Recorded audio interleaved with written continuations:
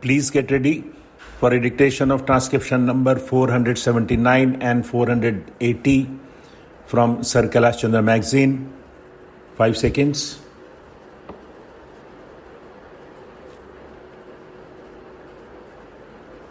Start. Mr. Vice Chairman, I was mentioning the need for trained cooperative personnel.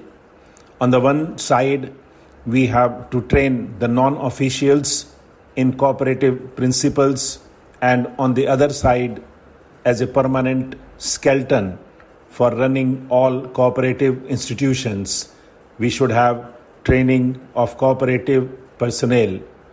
In this connection, Mr. Vice Chairman, I would like to appreciate the beginning that has been made in training non-officials in cooperation. This has been attempted on a scale which has not been done hitherto, but more than any cooperative principles, the human element, the element of character, the element by which people will stand up to certain cooperative principles rather than their own selfish purposes is what is wanting in many of our cooperative societies. This cannot be improved by legislation. Nobody can legislate a people into good behavior. This can only be done by constantly training people, telling people the principles we stand for, and appreciating the people who attach themselves to these principles. With regard to the training of cooperative personnel, I do not know about other states, but as far as Tamil Nadu is concerned, there are 3 institutions which give 1 year training in cooperation, 1 year's training for graduates who are considered as senior inspectors, and another for school finals and above who are called junior inspectors, but a better type of cooperative training institution has arisen which the Ministry of Cooperation should utilize, called the Rural Institutes. The Rural Institutes today provide a 3-year course in cooperation. It is one of the unfortunate things in our country that on the one side we train people and on the other side we do not use trained personnel. We know the number of people we send to foreign countries for training in various types of engineering fields, and when they return, we use them just in the wrong places, and many of them feel frustrated because they are not utilized in the fields for which they were trained.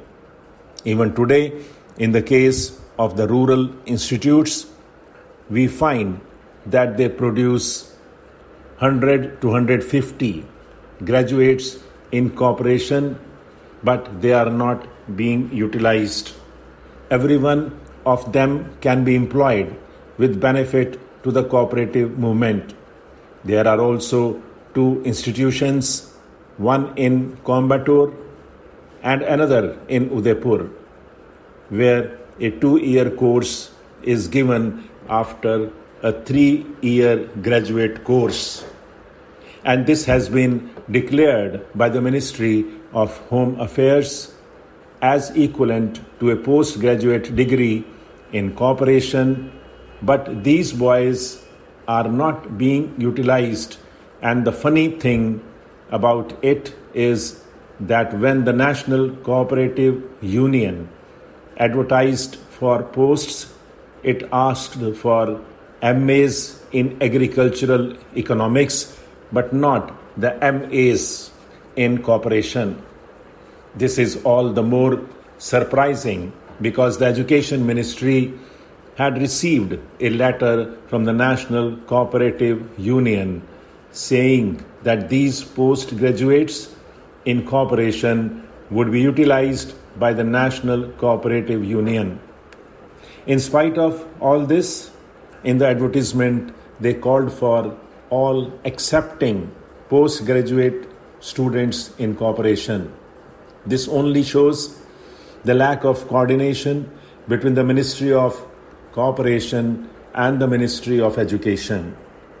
I hope, Mr. Vice Chairman, the Ministry of Cooperation will see that these people who are trained specifically on a request made by representatives of the Cooperation Ministry and the Reserve Bank and who have undergone a 2-year course after graduation are properly utilized.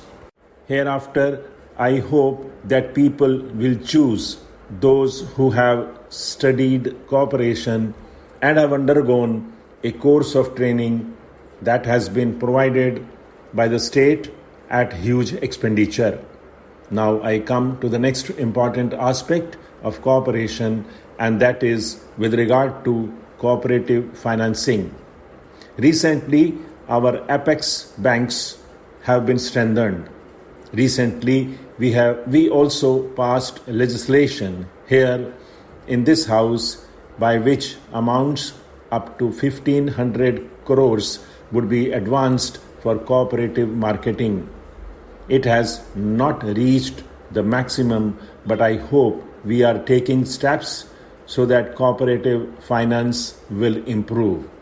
Today, if we take statistics, we will find that financing by the cooperative sector has increased many times. I must accept that if I remember aright, as far as Tamil Nadu is concerned, it has become 5, 6, 7 or even 10 times in certain areas, and while this is good so far as it goes, greater facilities should be provided for further expansion if the movement is to touch the people. If it is merely to be an example of a society here and there, it is another matter. But if our policy is, as it has been proclaimed to be, that we want to expand all our activities through the cooperative sector so that the people will have a say and the people will do it in the best possible manner for the good of the people, then the finance that we provide is not very sufficient. As I said before, Mr. Vice Chairman, the amount invested in the cooperative sector has been increased considerably in recent years. Sir, there are service cooperative societies, there are consumer cooperative societies, there are marketing societies and warehousing corporations, which are also a form of cooperative societies. So we have got all rural population in making their farm and their small industries go forward and improve. I have only to request the Honorable Minister and to bring to his notice the following, not by way of any criticism, because in every movement it is quite natural that in the beginning, when we want to give it a good impetus, when we want to carry it forward into villages, then in the zeal to spread it far and wide, we lose sight of the qualitative aspect of the movement. Let us not forget that the qualitative aspect of this movement has to be improved. Now, sir, the movement of cooperatives was started in order to lift the downtrodden people, in order to remove exploitation in the villages. But what do we find? Stop.